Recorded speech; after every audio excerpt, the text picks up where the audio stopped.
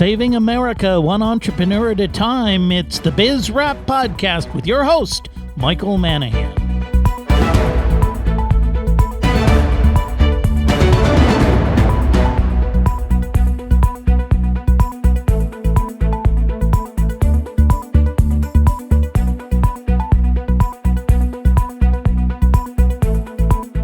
The show that celebrates small business and entrepreneurs, it's Biz Rap Radio with your host, small businessman, educator, and author, Michael Manahan. And welcome to another edition of Biz Rap Radio. It's your host, Michael Manahan, and thank you so much for joining me today. We got a great show lined up for you. If you're new to Biz Rap Radio, we are the show all about small business and entrepreneurs. Yes, we're here fighting for you, the small business owners, the entrepreneurs, the movers and the shakers that are trying to help this country. I know you listen to the pundits on television, and they'll tell you that really this whole country revolves around government and big business, and that's where it's at. But in fact, that's not the case. Small business is a powerhouse in the U.S. economy. That's one of the reasons why our economy has always been as strong as it has been. Most new jobs are created by small business. You ever read those Wall Street Journal articles? It doesn't say Hewlett-Packard just created 20,000 new jobs. No, it says Hewlett-Packard just laid off 20,000 people. It's the small businesses out there creating jobs, the entrepreneurs making it happen. And, of course, most people in America work for a small business. Yes, I'll bet that surprises you. You thought everybody worked for General Motors. That's why the government had to bail General Motors out when they did a crappy job of running their business. Well, it's not true. Most people work for small businesses. I mean, just drive through your own city. The dry cleaner, the muffler shop. And, yeah, there's big corporations like McDonald's, but what a lot of people don't understand, McDonald's doesn't own most of its stores. It franchises them to people in your community. There's a business guy who lives in your neighborhood who owns a Wendy's, a Burger King, a McDonald's, a Subway sandwich shop. This country is full of small business and entrepreneurs, and at every step of the way, the banks are trouncing on you, the government's after you for something, and big business is trying to put you out of business. So here at Biz Rap Radio, we're here to defend you. We're here to help you. We want you to make money. We want you to make profits. I know it's become a dirty word, but it really isn't. You need to make profits. First, you take care of your family. Then you take care of the people that work for you. Then you take care of your community. That's the way it's supposed to work. That's the way it's always worked in America. The idea isn't you make a whole bunch of money so you can give it to the government and they take care of everything. No, you make the money and you take care of your community. And you ever notice something? I notice in the community in which I live, Long Beach, California, a lot of businesses are involved in the community. And it's not like Coca-Cola when they sponsor the local 10K run. For Coca-Cola, that's not a charitable cause. That's advertising. But when a local business sponsors the softball team, the football team, the basketball team, they're really doing it because they want to be good citizens and members of the community.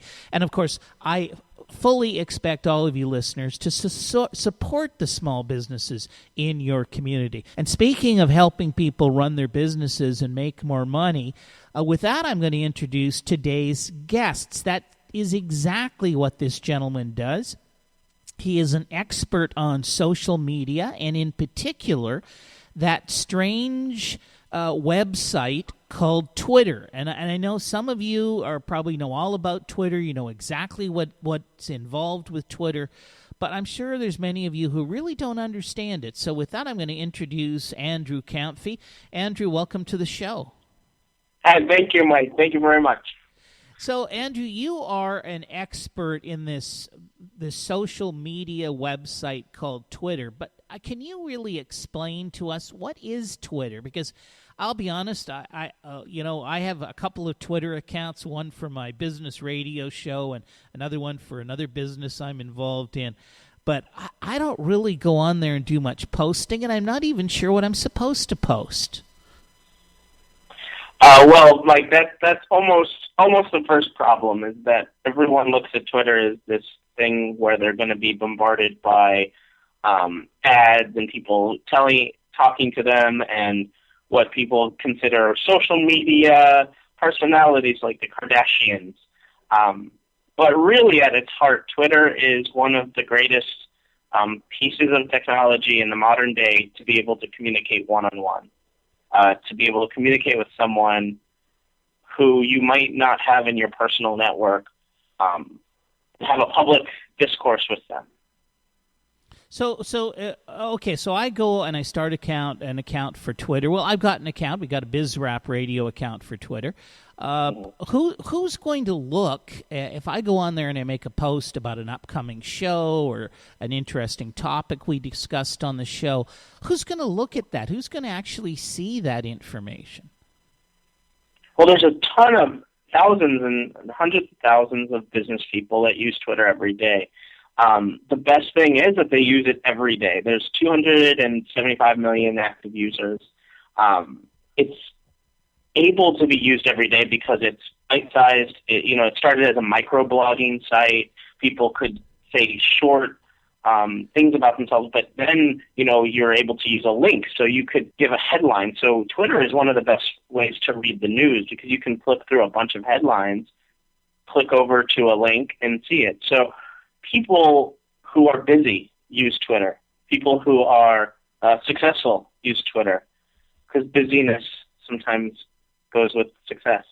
And you have to capture that. And with BizRap Radio, you can find people who are also interested in entrepreneurial tasks and entrepreneurial endeavors because they're on Twitter using it every day. They just don't know you exist yet. And so if I was to go into Twitter and, say, do a search on entrepreneurs, is it possible my radio show might come up, BizRap Radio? It might, but you're going to first find the big personalities like Richard Branson and other personalities that are big. I don't really do much. Searching is a great way to find what's happening and what's the conversation. BizRap Radio can be a part of that conversation. So Twitter is one of the best ways to find out what's happening right here, right now, and always, every day, there's a small business. This business is happening. There's new sales. There's new things coming out. There's new startups. You can be at the point of that if you're just reading Twitter. You can read 10 things a day, and 5 of them are going to be absolutely interesting stuff that you're going to go out and spend a half an hour on reading and stuff. And you can actually then turn around and talk to people and say, if you found an article on Twitter, the person who found it, you might follow them because they might have some interesting more stuff to do. So you have to be followable as well if you want to be on. BizRap Radio needs to be followable, and you need to follow people because you have to be a part of the conversation. Gotcha. So there's no question. You say there's. Do you say there's 250, 300 million people on Twitter?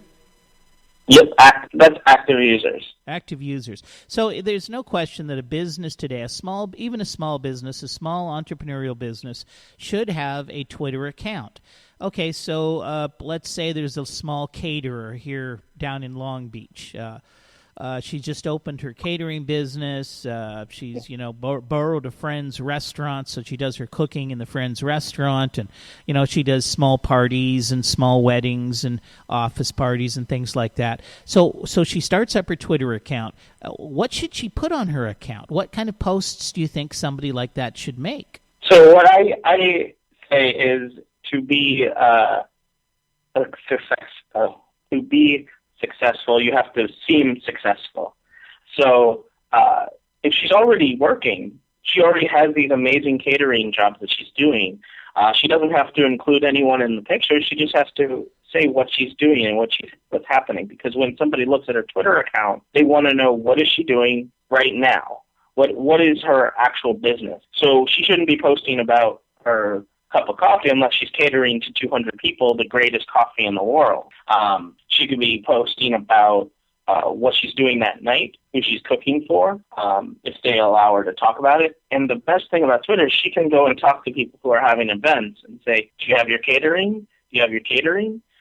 She doesn't have to send, cold email. You don't have to send flyers. You don't have to send any mailings. You can literally talk to someone on Twitter, and she can tweet at them, and they'll get it on their phone in their normal day. Everybody has a phone on them. Gosh, I get crazy when I can't find my phone for 5 minutes. Well, that of course is a whole other subject. We have been completely addicted to these phones, and that it's just incredible. But look at Andrew. We are coming up on a commercial break here. When we come back from the commercial, we'll talk more about Twitter, how maybe you can help people who are struggling to use Twitter effectively, and we'll get your contact information. So it's Mike Manahan, Biz Rap Radio, and we'll be back right after these messages.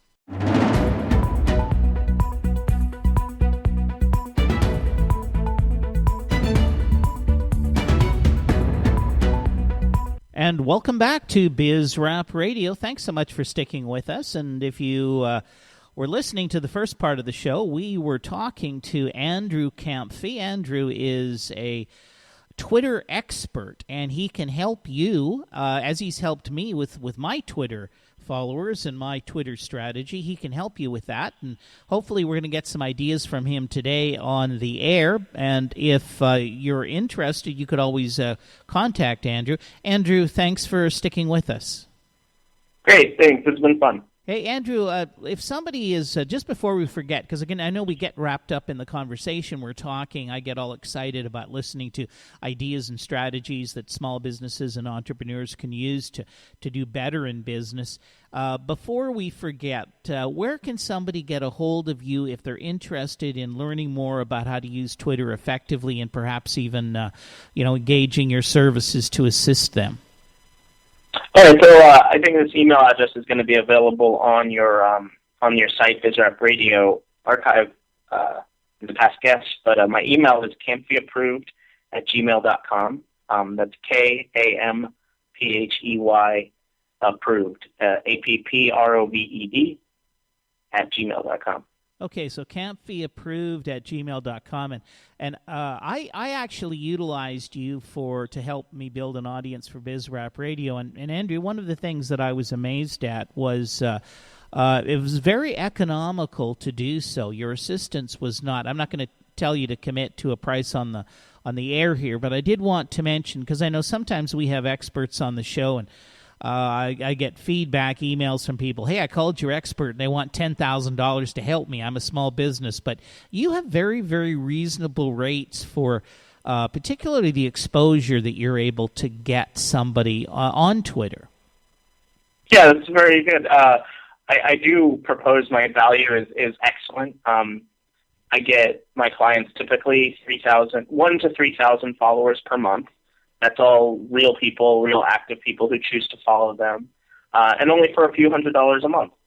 Wow, that's so. I could potentially have an audience of, or somebody listening could potentially have an audience of people following them on Twitter for a few $100s, and they could get an audience of anywhere from 1,000 to 3,000 people. So if you're that small caterer we were talking about here previously, certainly amongst those 3,000 followers would be some people that are hopefully close enough to where the caterer, her community, areas she can service, and who are interested in potentially hiring a caterer and catering their event. So that's great. But now, just in terms of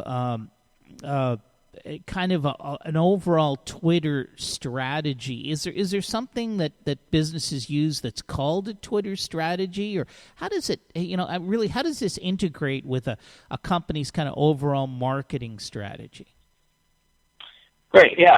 Twitter marketing is very, very different than any other strategy. If it's an email list, which is specifically people have signed up for that email list and get it every month. You have your flyers, your PR. Twitter is very, very different. So a few basic things that I give my clients to sort of just strategize and to think about as a framework is 2 tweets a day. These are to schedule 2 tweets a day. That's just basic information about your business to the people who you want to have as clients or customers. Or it's a daily going on. Like if you know in 2 weeks you're going to be in Hoboken, New Jersey, or Santa Clarita, you can schedule that post 2 weeks ahead to be like, today we're in Santa Clarita. Very simple things. And then I also propose to actually be active. So If you have 2 tweets a day, that allows you to not even think about, what do I tweet today? That's the hardest question, and the biggest question that I have from clients is, what do I tweet? What do I say? What do I say?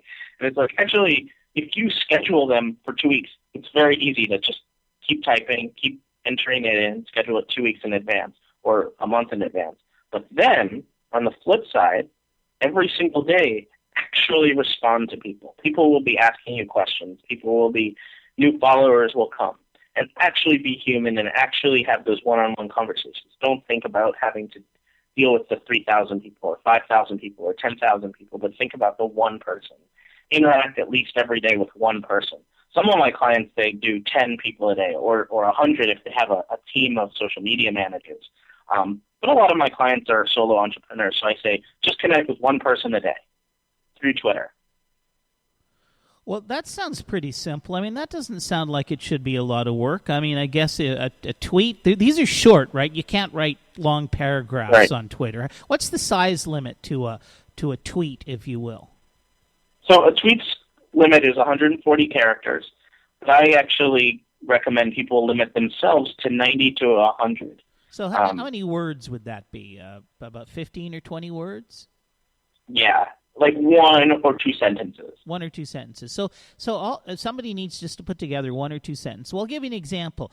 Let me ask you this. Last night, I attended an event in Torrance, California. It was the South Bay Entrepreneurial Center, and they were having entrepreneurs who were trying to raise funding. They were having those entrepreneurs. There was 3 groups of entrepreneurs got up to pitch their deal. And there was a bunch of people in the audience, successful business people. There was some students of entrepreneurship from Cal State Dominguez Hills. There was some other entrepreneurs, some attorneys, some accountants, just a group of some high net worth individual investors. Me attending that event, would that be something, given that my show is about entrepreneurship and small business, is that the kind of thing that I would tweet, that I was attending the event? That sounds perfect. You want to be thought of as a thought leader in the world of entrepreneurs. So Twitter, your personal Twitter, is the best filter. But we want to hear about you, right? So, like, you could tweet about the event. You could even live tweet and say, okay, I just heard this. I just heard this. I just heard this. But that's going to get really boring. People are following you because they want to follow actually you. They want to know your opinion of things. They want to know your side of things. So do that. Be the absolute youest you can be.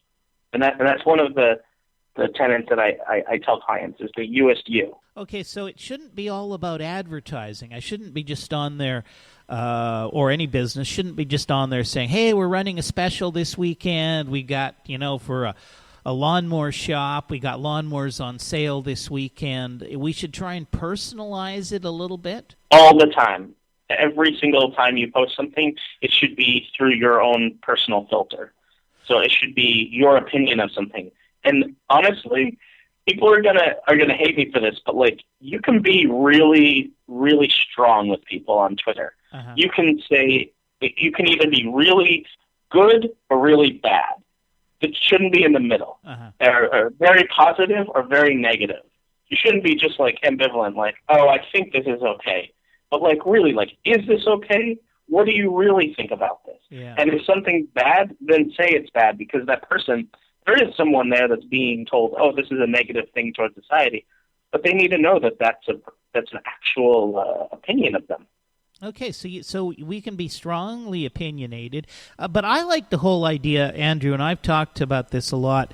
I think one of the competitive advantages that small business people and entrepreneurs have over big corporations is you can personalize your business. It can be more than just a business. It can be you. If you run a small community business, or even a business that's got 3 or 4 locations, and I notice restaurateurs are often very good at this. They have 3 or 4 restaurants. They're not a chain of 50 restaurants. They've got 3 or 4, but they very much make those restaurants reflect their personality. And I don't think there's anything wrong with that. And I think small businesses should try to have their small business reflect the owner's personality, so that people are not just buying your product, they are actually having an experience with you which they could never get by going to a major corporation. Yeah, you're totally right. One of my clients, he has a restaurant over in Culver City in Los Angeles, and I got him as a client because I went to his restaurant, and he was literally the one there going to the tables and being like, hey, how's your meal? How was your meal? How was your meal? And then I looked at his Twitter, and it was like, today's special is Brussels sprouts. Today's special is meatloaf. Uh-huh. And I was like, you're an amazing person. And so what I did is I coached him into, I didn't really coach him, but I moved him into saying, look, your Twitter is so bland. You have such an amazing personality. He's on TV, he's in a rock band, and he's a restaurateur. That's an amazing person. Like, that person doesn't exist anywhere else. That is the only person that does all those three things. And he should be out and about and doing it. And so, I get him, 3,000 followers a month, because he's just the himmest him he can be. Right. Well, Andrew, that's great advice. Look, we got to go for another commercial break. It's BizRap Radio. I'm on with Andrew Kamphey. He is a Twitter expert, and we're going to be back with more information on how you can use Twitter to make more money right after these messages.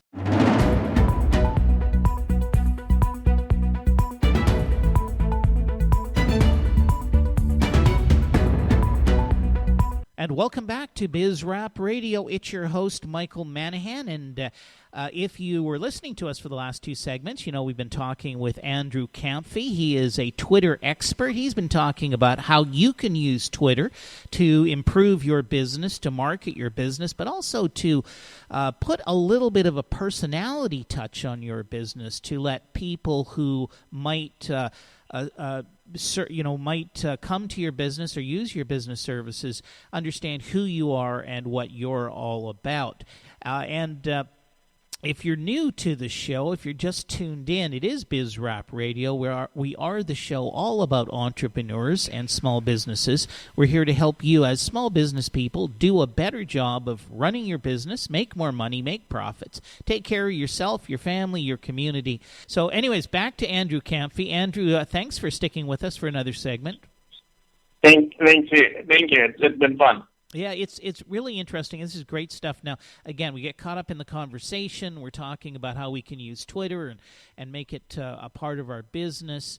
And I always forget that you're giving your time and your effort and your energy here to be on my show today, and I want to give you some exposure. So if somebody is interested in learning more about how they can use Twitter more effectively, and in particular perhaps have you assist them with coming up with a better Twitter strategy, how can people get a hold of you? Well, my email is going to be in your past guests. But you know what? The best way to contact me is through Twitter. I'm on it all day, every day. I get notifications on my phone, so you're going to hit me up. If you tweet at me at Kamphey Approved, KampheyApproved, you'll get me. I'm there. That's me. I don't have an assistant that does it. It's me. I tweet.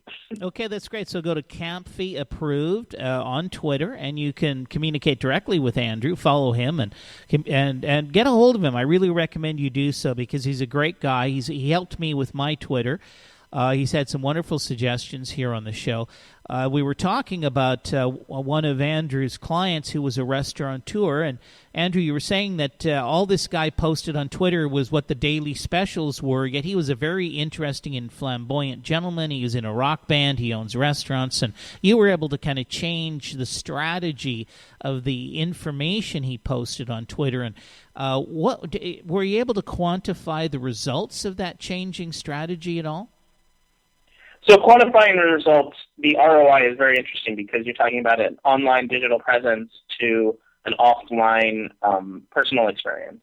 But he did. There's nothing to connect it except he actually. The way that I do Twitter is it's through strategic following. So I look at all of the entire Twitter and I find the people who would actually follow you.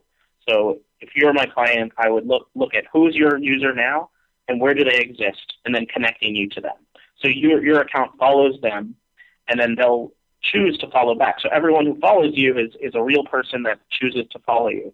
And so what I did for this gentleman is I did anything within 5 miles of his restaurant. Those are the only people I wanted because he did a business restaurant, a daily business. He got an email once from someone who was an internet marketer, and the email was incredibly positive. I just need to preface that as I say what the email was about. The guy goes, I was in your restaurant yesterday for the very first time. I had a very great experience. I liked it. And today, your account followed me. This is very interesting because I didn't say online that I was going to your restaurant. I wasn't, I didn't, post on Foursquare. I didn't even post on Twitter, anywhere, but somehow you found me. Well, this might be creepy. I'm an internet marketer, and I know this is actually a good thing. And so that person actually ended up becoming a regular at his restaurant. Wow, that's amazing. That's really interesting. So this stuff does work. It really does. So once again, Andrew, let's just talk about your services, because I know that even though what you do is you could probably train me to do it in a relatively short period of time. Maybe not. I mean, obviously there's some expertise involved, but one of the problems with most small business people, and I meet them every single day, you got a big corporation and you got thousands of employees. You can always find somebody who's got enough time to take on an additional task. There's always that person around the corner who really doesn't have enough to do, and you can dump stuff on him. But I know small businesses with even 15, 20 employees, there is no bandwidth in the organization. They just do not have people standing around twiddling their thumbs with nothing to do. And today, of course, the beauty of today's business model is you can be a small business with a big footprint because you don't have to have thousands of employees. You've got an army of specialists like yourself who can assist for relatively low cost. You're up and running right away. There's no learning curve. Where if I said to my assistant Sally, if I said, okay, Sally, I want you to become a Twitter expert and start tweeting and building my Twitter audience, she wouldn't know how to do it. She wouldn't know where to start. But for literally a few dollars, somebody can engage your services and start building the critical audience they need to make their business successful. So once again, how does somebody get a hold of you? Let's find out that once more. Tweet at me. That's the best way. Honestly, go on the Twitter, type in my name, Kamphey approved, and find and just tweet at me, and I'll be there to answer any questions you have. Okay, fantastic. Now, Andrew, I've got about a minute and a half left. Any final thoughts you can give the listening audience about Twitter? If there's one takeaway to take away from this, I emphatically promote the idea of being a human. Don't be a robot. Don't post things that nobody cares about. And if you don't care about it, nobody will. And actually connect with people, because I learned this the hard way. In the first 3 months that I was doing Twitter, I was gaining followers upon followers and thousands of followers, but I didn't have a single follower, if that makes any sense. And so in the last year, I've really strived and really put a task to it to actually have real conversations with people, ask people real questions, and talk to people in a real way. And I've been able to gain 60,000 followers in the last year. Wow, you've got 60,000 followers? Yeah. Well, then you obviously know what you're doing. And by the way, that's good advice. One of the things that's become very prominent in business discussions these days is networking and how important networking is. And I've gone to those cocktail receptions where there's somebody working the room. I use that kind of in quotations, and their goal is to run around the room and collect 45 business cards, and they somehow think they come out at the end of the cocktail reception with 45 business cards, and they've been successful. And then I get an email from them, and I can't even remember talking to the person. Yeah. But you're better off to connect with 3 or 4 people in that cocktail reception, have a meaningful conversation with them, and really determine, are you somebody I'm interested in? Do we have an opportunity to work together? Can we help each other? And then if we can, you'll remember that when you get back to your office and start to put them into your database and think about what to do next. So I think what you're saying is it's somewhat similar. Exactly. Okay, well, look at Andrew. We are out of time. It's Andrew Kamphey. Check him out on Twitter. Get your Twitter strategy, geared up. Get it in line. If you've got the resources, engage Andrew to give you a hand with that, and you will build a Twitter audience and make your business more successful. Mike Manahan, BizRap Radio. We are going to be back with our final segment of BizRap Radio right after these commercial messages, so definitely stay with us. More to come.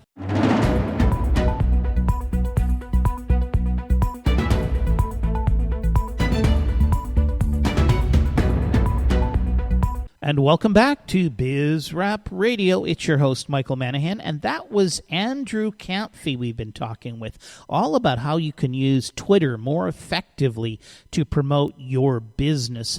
But now I want to turn my attention to something that's happened here just recently in the state of California, and that is that there has a ruling come down in one particular case that Uber employees, or at least this one particular Uber employee, was not in fact an independent contractor, but this person was an employee. And of course, for those of you who employ people, you know that this is a big bone of contention, this whole issue about employees and independent contractors, and if an employee qualifies as an independent contractor, you in effect have to go through a whole bunch of rigorous rules and regulations. So an independent contractor technically is somebody who is independent. You know, they have some level of free will when they're going to work, where they're going to work.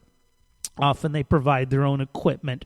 Often they serve other customers of theirs. You're not the only person or company that they work for.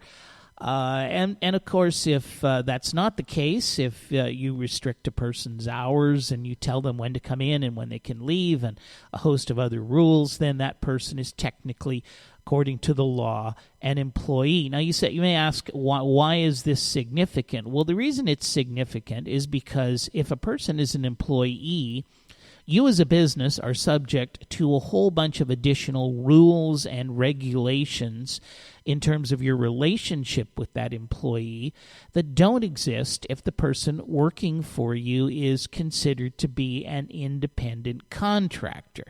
And of course, this whole division between independent contractors and employees is completely and entirely artificial.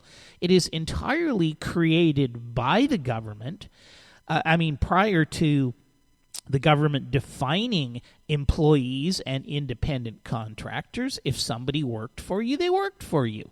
You paid them for the hours they worked, whether they worked 5 hours or 50 hours. It was pretty simple. But the government decided to make these two categories, the one category being an official employee, the other category being an independent contractor. Now, this has become more problematic as we have more people in this country who are entrepreneurs and who choose to perhaps work for more than one employer. They may work part-time as an Uber driver. They may work part-time in a restaurant. They may work part-time as a web designer. There's many people out there doing what I would consider to be part-time and contract work, and they have pretty flexible schedules. They're running their own little mini business with if you will. But now the government's got involved and they said, well, at least one Uber driver is not an independent contractor.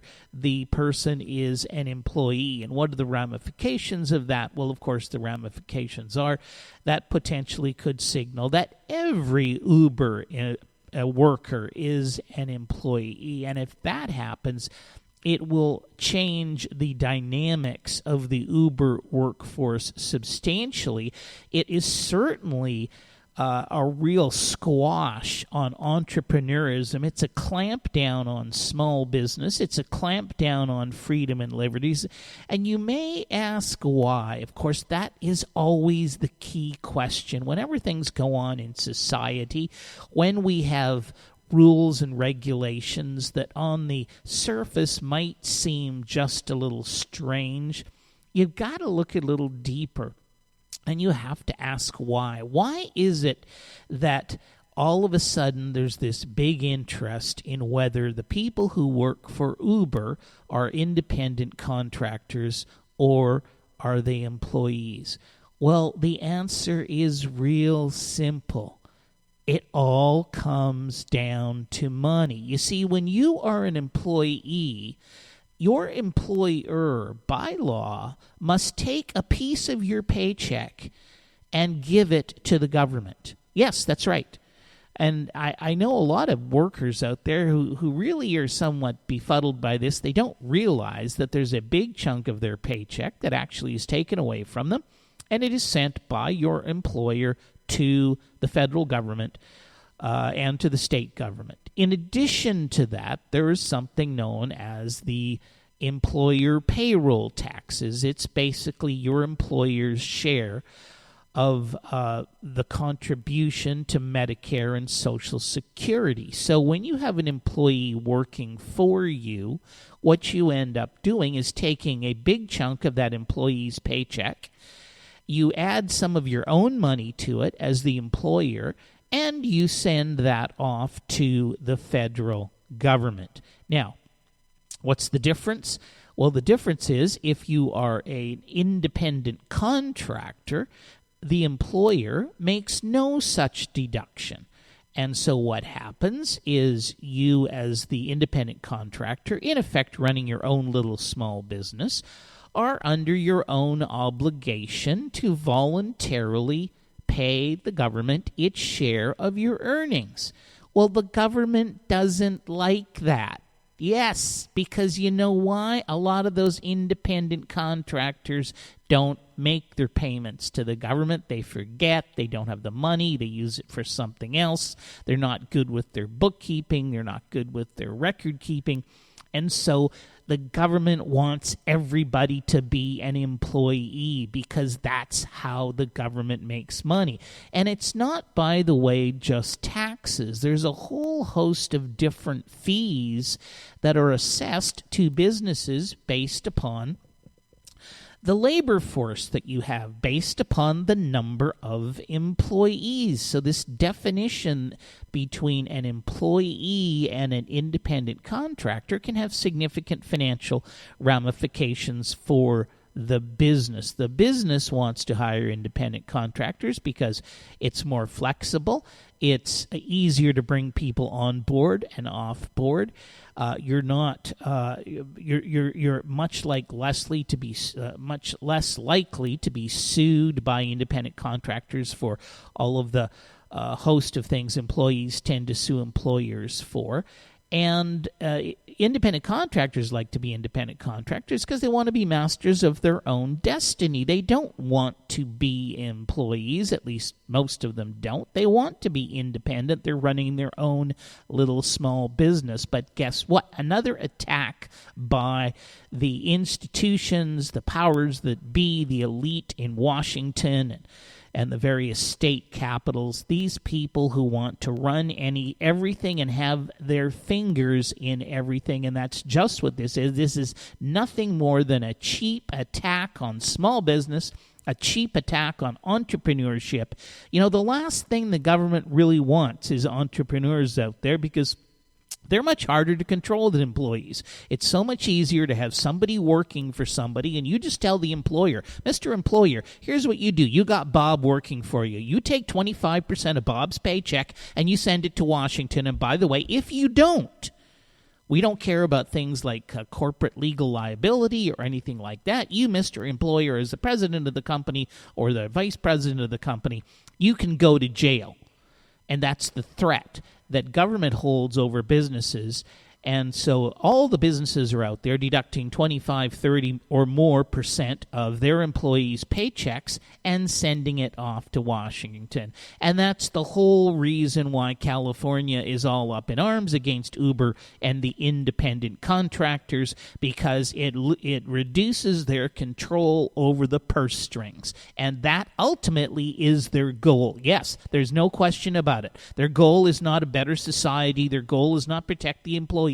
The goal is to continue to increase the money that they put in their own pockets. And by the way, that's your and my money. But they don't seem to care too much about that. Anyway, that's my take on the Uber and independent contractor situation. If you got a senator or a congressman out there, you might send them a note on that. This is Mike Manahan. I am your host, Biz Rap Radio. You know, here at Biz Rap Radio, we believe we can fix the United States of America through a fundamental concept that individuals pursuing their own economic interests in free markets will create more prosperity for more people than can ever be achieved through government regulation and a planned economy. That's the show for this week. Thank you so much for joining me. We'll be back next week with another edition of Biz Rap Radio.